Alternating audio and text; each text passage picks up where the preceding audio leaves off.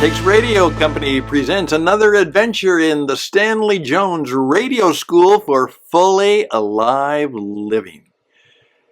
Let me ask you, will you join me, and maybe even Stanley Jones, in celebrating a very wonderful time? It's called the Days of Awe. And today, along with a few other things, I'd like to tell you a little bit more about that, and maybe how we can live life differently in the real new year, in these challenging times. Greetings, ladies and gentlemen, friends. This is Stan Hustad, and these are rather awful times in many ways. And so I'd like to talk to you a little bit about that today on this program about being fully alive, because this program is about the man, the mission, and the messages, and the wisdom, insight, and truth from Stanley Jones. Indeed, the man. And certainly a man for his times, ahead of his times 50 to 100 years ago, still ahead of his times. And we have to be some of the sole survivors who will, in effect, keep his legend, his wisdom, his insight and truth alive. And maybe we can even think about that, because coming up in these awful times is what our Jewish friends call, and I join them in what we call the Days of Awe. Again, thank you for being here. There is so much for us to do. Now, part of my world of work in my many years of coaching and many years of broadcasting, you know, I am quite old. That also means I have a lot of experience. And as I oftentimes say, that oftentimes if we want to do great things, we may have a few stars on our helmet, on our head, overhead. But there's a sure fact that if you have a number of stars in life, particularly in life of the spirit, you also have more than a few scars.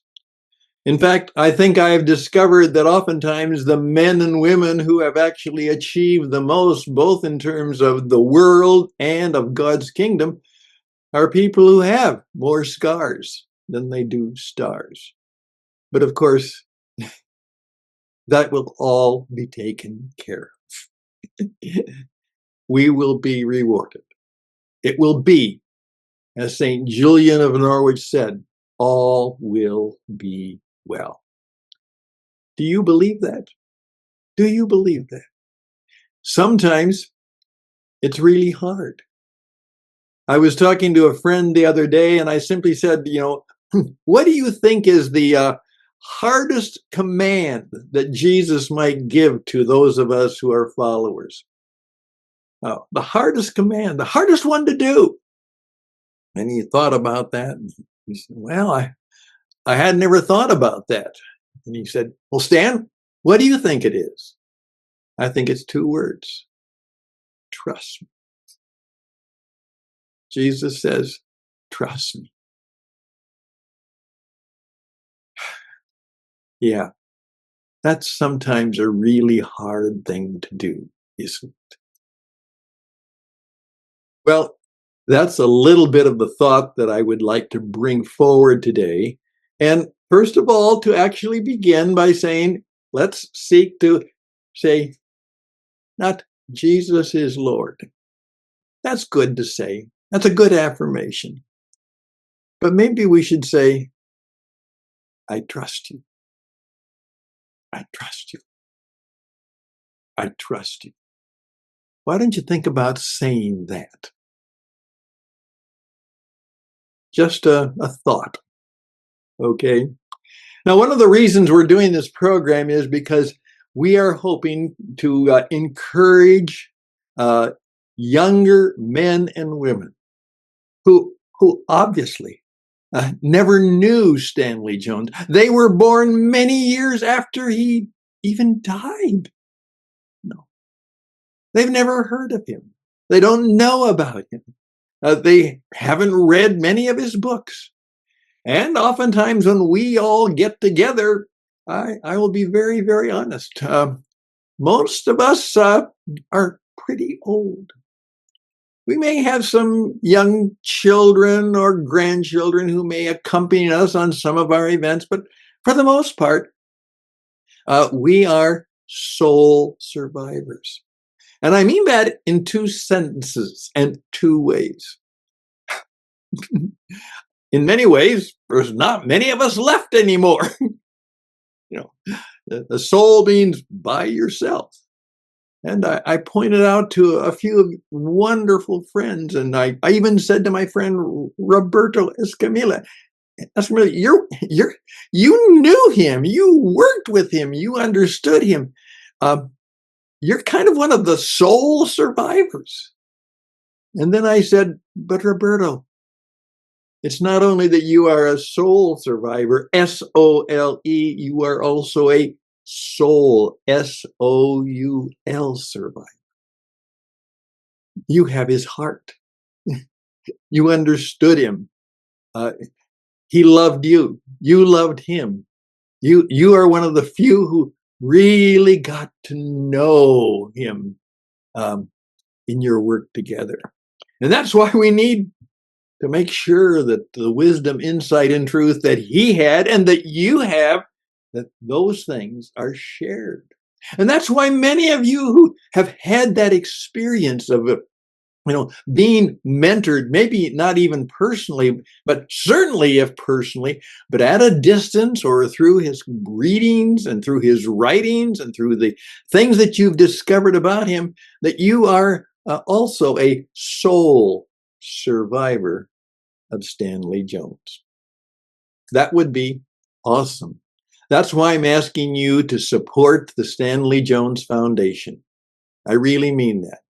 Big time.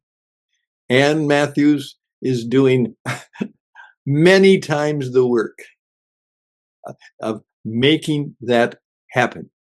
The books and the publications are awesome. Buy the books.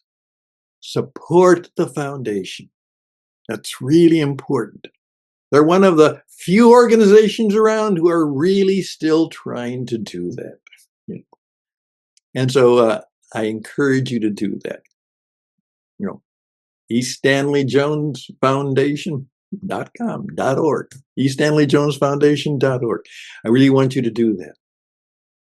Now, I also want to point out that some of you know how many of you know what I'm talking about? Well, many of you do, because you have the heart of Stanley Jones. And that means that you are not just based on Christian principles. You actually know many things about the other religions of the world, just as Stanley Jones did not only know things about the Christian faith, he knew things about almost all of them, particularly the ones of India. He probably, as one person I think may have said to him, Stanley Jones, you know more about my religion than I know. And that was probably true. So we understood them. Well, I have always been very strong in the Judeo-Christian tradition, and I take that very seriously. And many of you have ever heard that the New Year, which many of you are familiar with, which is called Rosh Hashanah, and that's the New Year. And then 10 days later is the holiest of Jewish holidays, Yom Kippur, which is the Day of Atonement. And that's the big one. That's the important one. By the way, that's the ones I celebrate. I made it clear, I'm not a January 1 person. I start my new year next week on September 23rd, when Rosh Hashanah begins. But the point is that in between the Hebrew Rosh Hashanah and Yom Kippur are 10 days. And they're called the days of awe, wonder. Do you know why? I would encourage you to know why.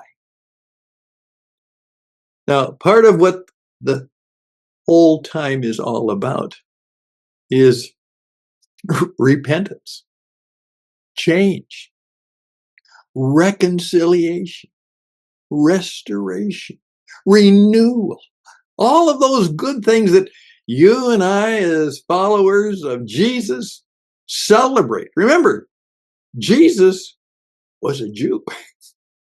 He celebrated Rosh Hashanah.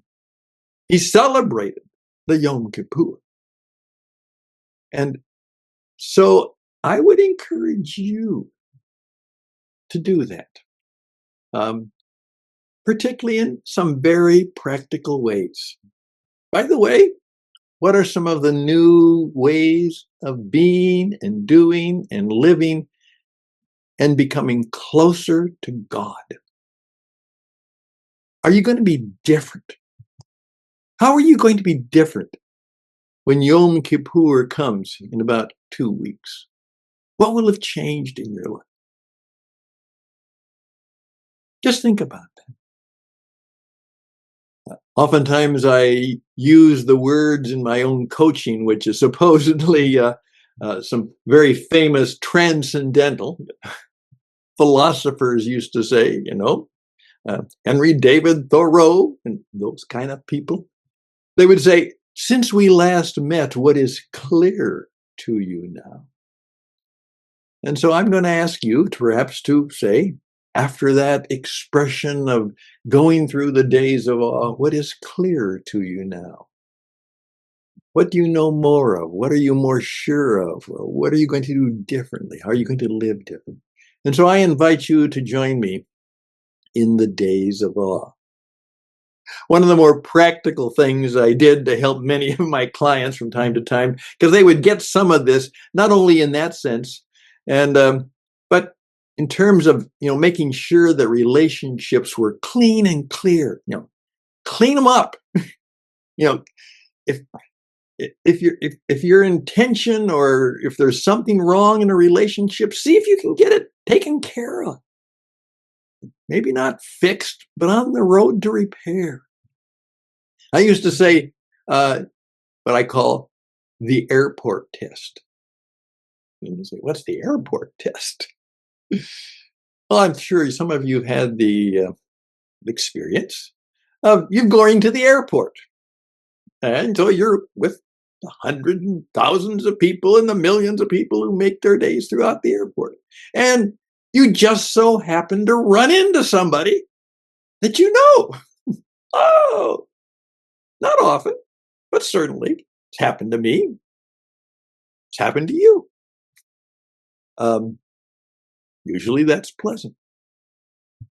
What would happen if you ran into somebody in the airport that you were in bad, poor relationships with? You ran into them. They see you, they know you, you know them, they see you, and there you are together, standing nearby in the airport. What would you do? What would you do? What's the airport test? By the way, can you think of any people who you might not want to meet at the airport? Think about that. What do you think you need to do about that? That's my thought. Celebrate with me the days of awe. I know if Stanley Jones were here today, and if I asked him to do that with me, without a doubt, I'm sure he would say, I will do that with you. He was a missionary. He was an evangelist. He knew that he would take every opportunity to build a relationship and be able to bring it back to Jesus. Every relationship, every conversation, every message, in some way, to be able to share God's wisdom and to tell the Jesus story. Share God's wisdom. Remember I told you last week, God has some special wisdom just for you. Did you think about that? Have you ever, God, I need special wisdom. Don't ask him for more money. He doesn't have money. There's no money in heaven. Ask him for wisdom, courage, and insight. And to know and follow him and be more in line with his purposes. Then maybe some good things will happen. Better things will happen. I'm betting on that. I'm hoping for that. I believe on that. But of course, trusting is hard, isn't it? Thank you for being with me today. And I'd love to hear from you. Stan@witradio.net. Stan@witradio.net. I am going to be very strong and say, please support this work. You have resources to help us do this. You don't have a program. By the way, I'm going to help you do your own program someday, but you don't have one yet that supports Stanley Jones outreach. I do. Please help me. Stan@witradio.net, or look at the send out you get, and please help. And make sure you go to the Stanley Jones Foundation, eStanleyJonesFoundation.org. Make a donation. Buy some books. Buy 3 Stanley Jones books that you haven't read yet. Do that. Do that for your new year. You're going to read 3 new books that you haven't read that Stanley Jones did. Well, someone's trying to call me, so I better say goodbye. All the best and blessings to you. Till next time, bye for now.